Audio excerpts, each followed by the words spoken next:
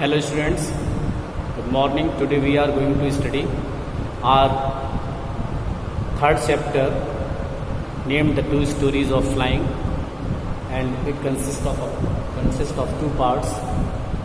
The first is first flight. So the first flight I am going to explain this chapter first flight. First of all, I would like to give you the synopsis of the chapter. First flight is first flight. A young seagull lives with his parents, two brothers and a sister. They live under the ledge of a rock on the edge of a sea. One day, all other members of the family fly away to a plateau across the sea. But the young seagull is afraid of flying. He fears his wings will not support. His wings will not support him and he will fall down into the sea. Becomes afraid. So he is left behind on the ledge by the members of his family. He gets no food for 2 days. Now the mother acts very wisely. She wants to end her young one's fear. She wants that her child would be courageous.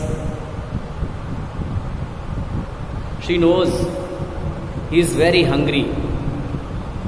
She comes flying to him. She has a piece of fish in her beak. She comes very near to the ledge but does not land on it. The young one becomes mad because of hunger. He is mad with hunger. He dives at his mother to have the food. He falls down. He falls downward into the space. His wings spread outward. He flaps them and begins to fly. All his fear goes. The other members come flying around him. They make cries of joy. They become very happy to see him. Then they land on the green sea. The young seagull thinks it is hard to land. He also lands with him.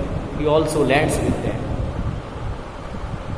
His legs sink into the water. He cries in fear. He thinks he is going to drown. But then his belly touches the water. When his belly touches the water, he sees that he is sinking. No further. He begins to float on the water.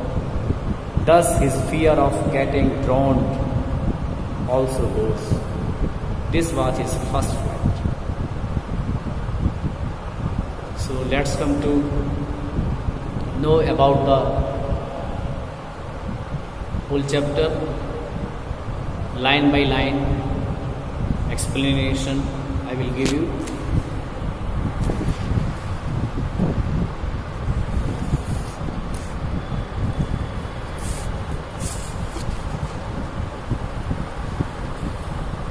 The young seagull was alone on his ledge. Ledge, a narrow horizontal shelf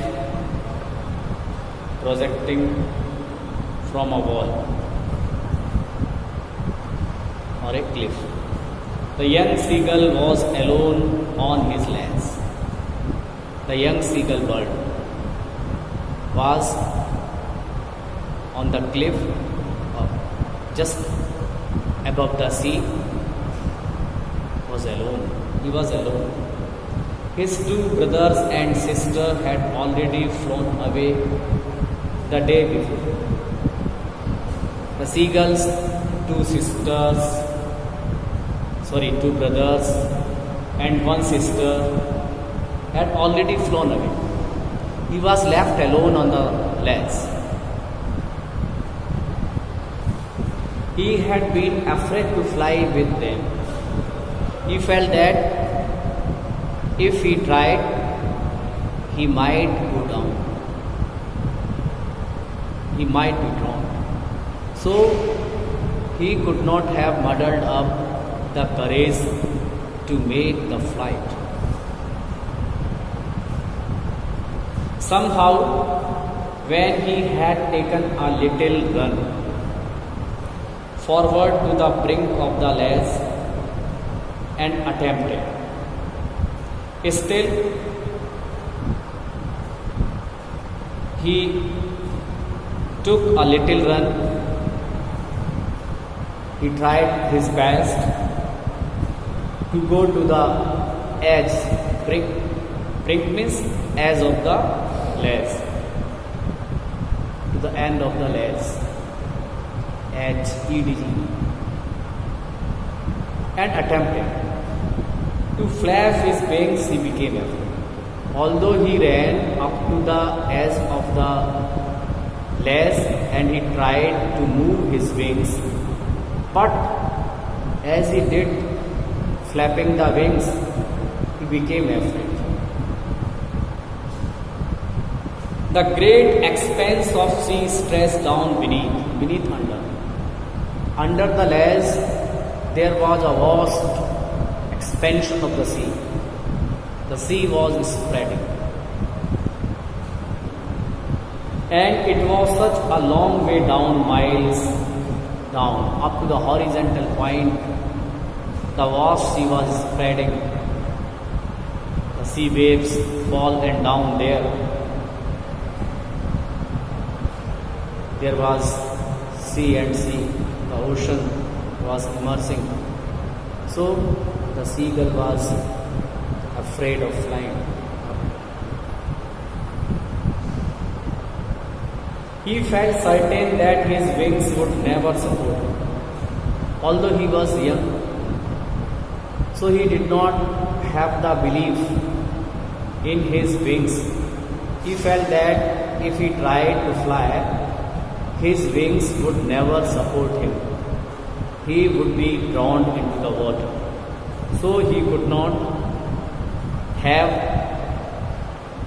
have the courage to make his flight.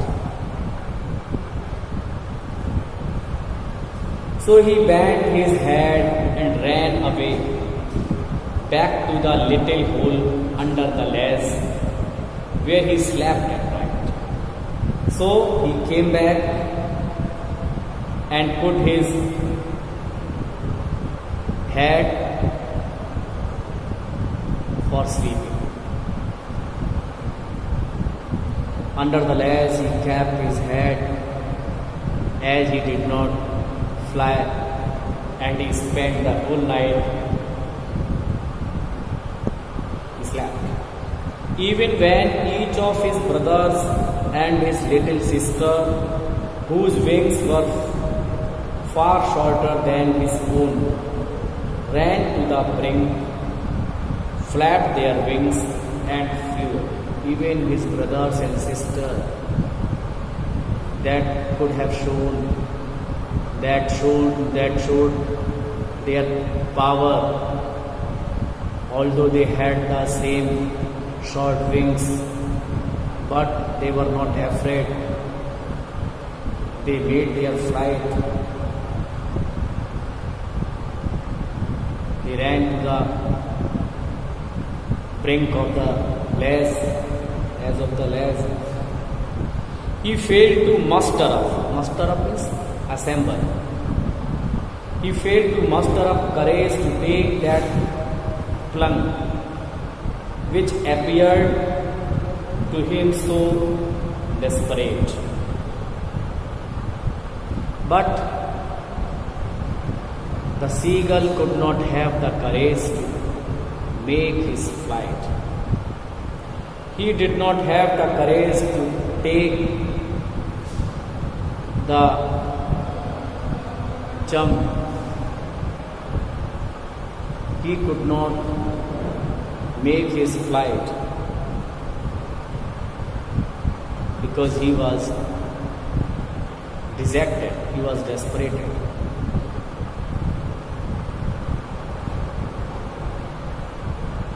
His father and mother had come around, calling him shrilly. His father, his mother came there in front of him,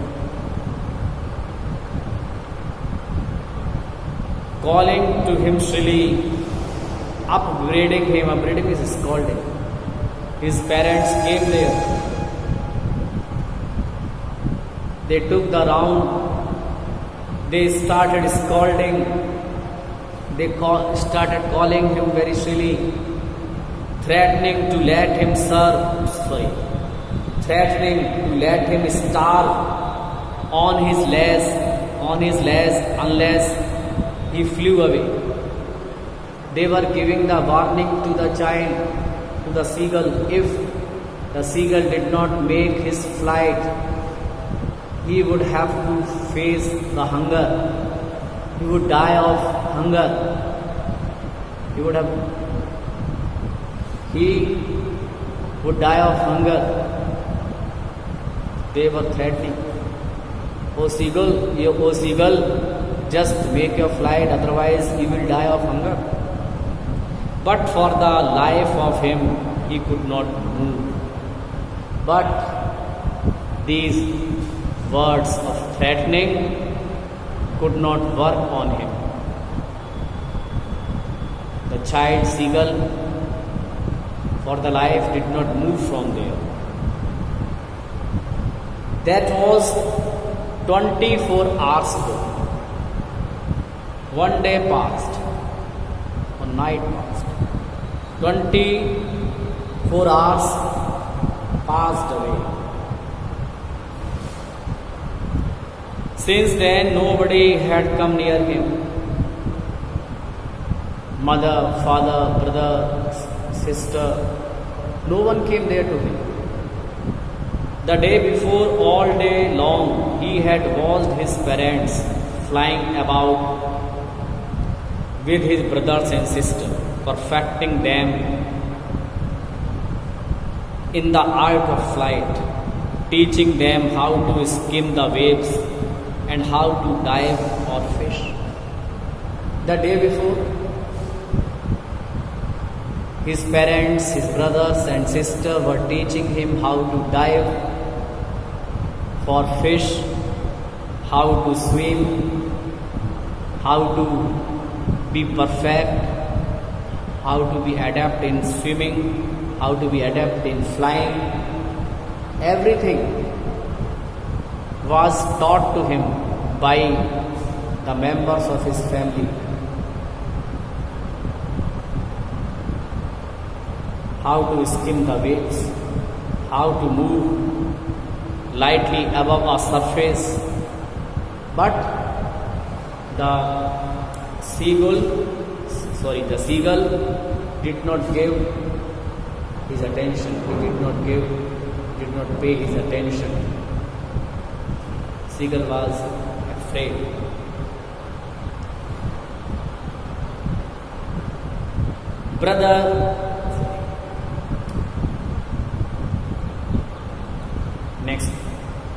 Next line. He had, in fact, seen his older brother catch his first herring and eat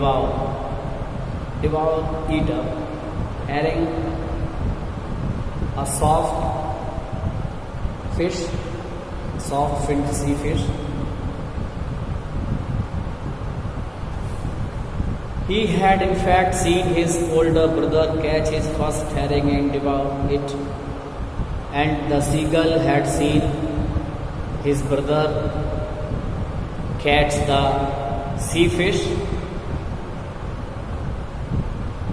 Standing on a rock while his parents circled round raising a proud cackle. He had in fact seen his older brother catch his first herring and devour it, standing on a rock while his parents circled round raising a proud cackle. And his parents, his mother, his father came there in the circle. They were calling out, they were encouraging the seagull to do the same. But the seagull did not pay his attention. He did not muddle up his strength. He felt that he would fall down in the water of the sea because the sea was flowing under the lash. So the seagull remained fearful, remained afraid. And all the morning the whole family had walked about on the big plateau. Midway down the opposite cliff, taunting him, passing the comment, taunting him with his cowardice. And up to the next morning, all the morning, whole family, all the members of his family came on the big plateau. It was the midway, down just in front of the cliff, in front of the lash where the seagull was there. The family members reached on the plateau in front of the seagull, and all of them were passing the comments on his cowardice that was shown by him, that the seagull was coward, timid. So now in this paragraph you see that all the members of his family became very powerful, courageous. They had left the lash and they were making their flight. They were diving for the fish. They were eating the fish. They were floating on the water. Everything they were doing. So they were encouraging the seagull, but the seagull did not show his courage to do the same. Next paragraph. The sun was now ascending the sky, blazing on his lash that faced the south. The sun was shining in the sky. It was blazing, it was burning on his lash towards the south. South facing lash. The sun was shining brightly. It appeared as it were burning. He felt the heat because he had not eaten since the previous nightfall. The seagull was very hungry. He could not bear the scorching heat of the sun, as he did not have anything from the last night. He stepped slowly out to brink of the lash. So he moved towards the edge of the lash, and standing on one leg with the other leg hidden under his wing. The seagull stood there. He kept his other leg under the wing and he stood on one leg. He closed one eye then the other, then he closed the other eye. Now turn the page.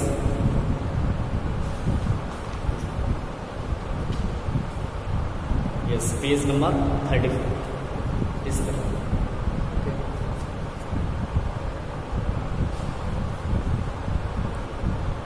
And pretended to be falling asleep. He closed his eyes and made pretense. He closed his eyes as he were sleeping, as if he were sleeping. He was making an effort to maintain. Still, they took no notice of him. His family members were in front of the ledge on the opposite plateau. The child, the seagull, was trying to sleep, closing his eyes.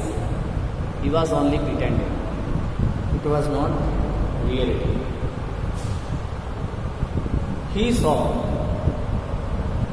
his two brothers and his sister lying on the plateau, dozing with their heads sunk into their necks.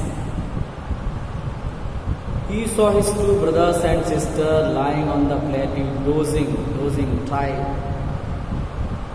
to sleep, spreading hands and legs. He found that his brothers and sister, they were lying on the plateau and they were trying to repose. They were dozing with their, keeping their hands in the neck, like try to sleep. He found that his brothers and sister were trying to sleep on the plateau, keeping their necks down. His father was preening, making an effort to maintain feathers. His father was preening the feathers on his white back. And his father was making an effort to maintain his feathers on his white back. Only his mother was looking at him. No member of the family was careful to him. No one was looking at him. They were busy. Brothers and sisters were trying to sleep. Father was making his feathers, and only it was mother